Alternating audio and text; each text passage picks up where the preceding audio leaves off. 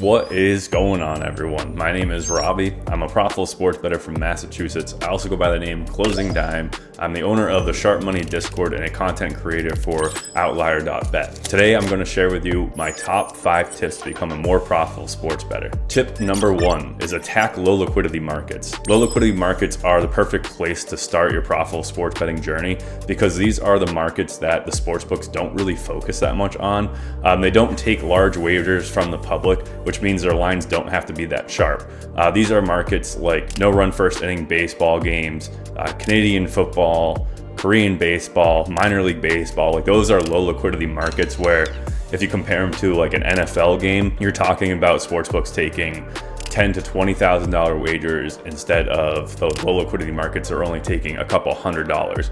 So obviously the sports books are going to focus most of their time setting the lines for the markets that have a higher liquidity, which means the low liquidity markets are really vulnerable to take advantage of, and you can find really great edges in those low markets.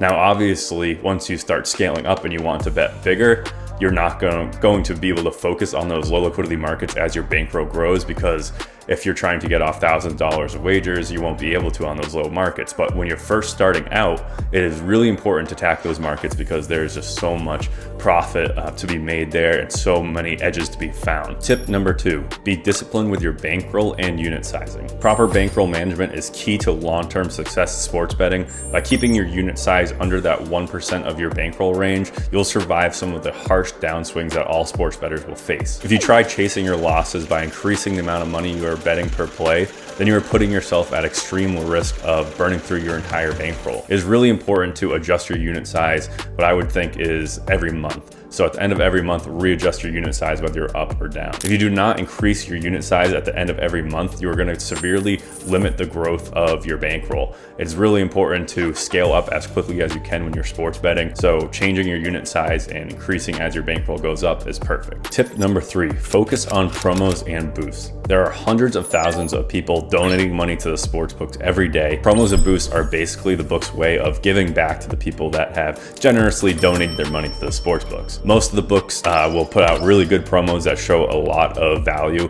So it is important to take advantage because it's basically free money giving back to the public. It's important to play as many promos and boosts as you can early in your sports betting journey because they grow your bankroll extremely easy. Once you start making consistent money and profits, these books are going to remove those promos from your accounts because you are a profitable bettor and they're no longer wanting to give you free money essentially. So it is really important to just take advantage of the promos and boosts in the early stages of building your bankroll. The 4th tip I have for you guys is to avoid parlays and same game parlays. For the most part, there is no reason to ever build a parlay or a same game parlay.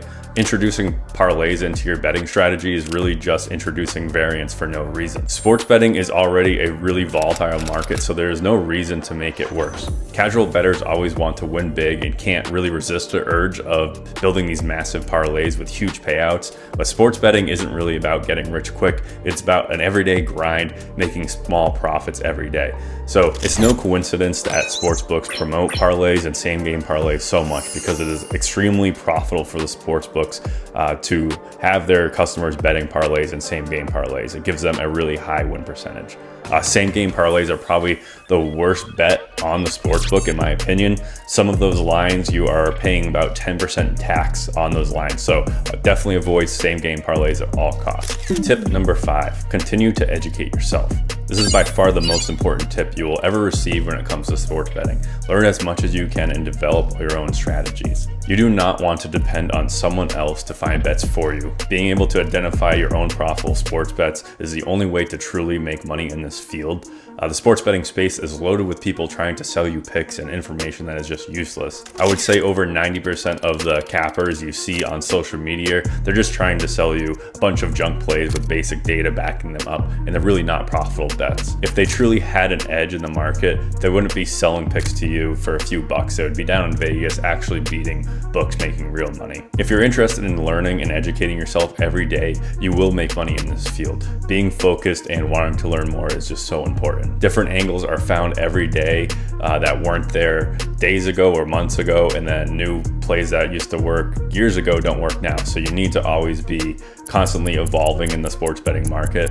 Communication with other profitable sports bettors is key. So I recommend joining some type of Discord where you can talk to other people making money. Learning from others is definitely just a great way to figure out what mistakes some people have made and what other people have found successful. So just bouncing off ideas with other sports bettors is just really important in the process of figuring out what the hell works. So hope you guys like this video. If you like sports betting content, you can watch some of the other videos I made for Outlier, or check out my YouTube channel called Closing Dime. I also stream on Twitch for outlier.bet Tuesdays and Thursdays at 7 p.m. Eastern time, so you can see me there. I find profitable sports betting opportunities with their website and share them with you guys. So hope you guys check that out. I'll see you guys later. Let's go make some money.